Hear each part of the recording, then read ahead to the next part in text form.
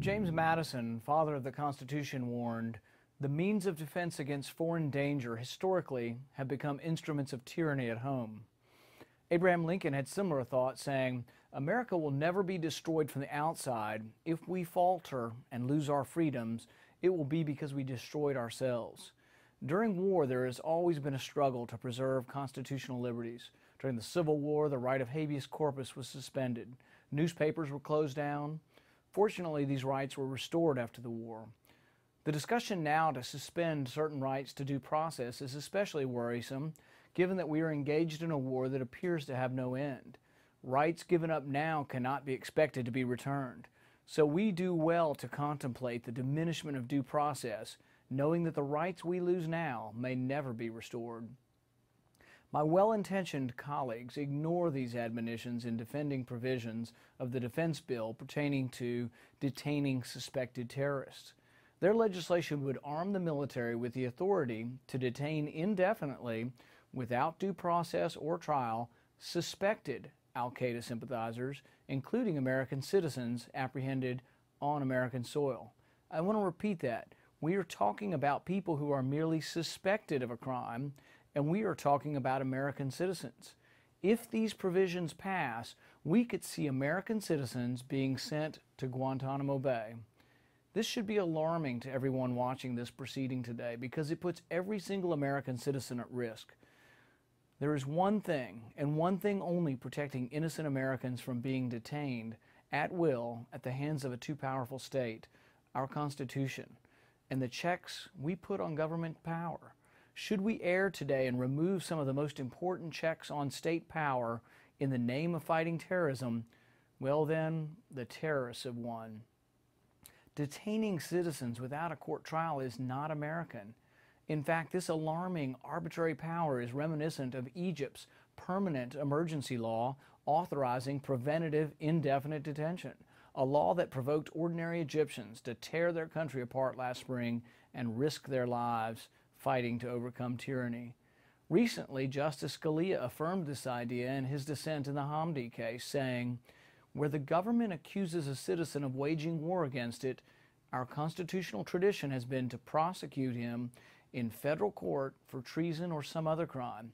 He concluded, "The very core of liberty secured by our Anglo-Saxon system of separated powers has been freedom from indefinite imprisonment at the will of the executive." Justice Scalia was, as he often does, following the wisdom of our founding fathers. As Franklin wisely warned against, we should not attempt to trade liberty for security. If we do, we may wind up with neither. And really, what security does this indefinite detention of Americans give us? The first and flawed premise, both here and in the badly misnamed Patriot Act, is that our pre-9/11 police powers were insufficient to combat international terrorism. This is simply not borne out by the facts. This new detainee provision would expand the universe to include any person said to be part of or accused to be part of, substantially supportive of al-Qaeda or Taliban. Be aware, though, that these are people who are accused of, not proven to be, but suspected to be or accused of. These terms are dangerously vague. More than a decade after 9/11, the military has been unable to define the earmarks of membership in or affiliation to either al-Qaeda or other international terrorist groups.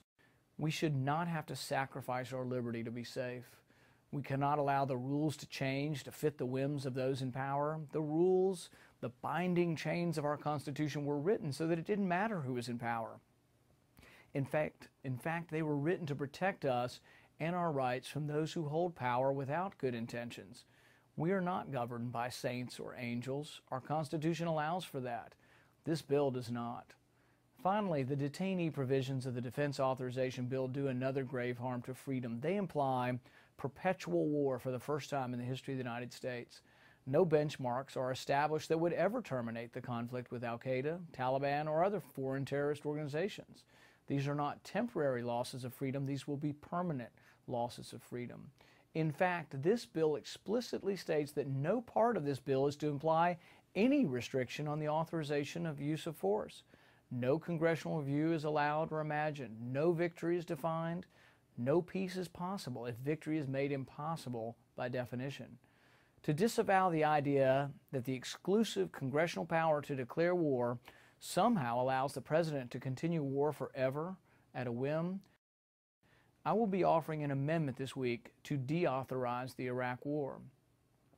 Use of military force must begin in Congress with its authorization, and it should end in Congress with its termination. Congress should not be ignored or an afterthought in these matters and must reclaim its constitutional duties.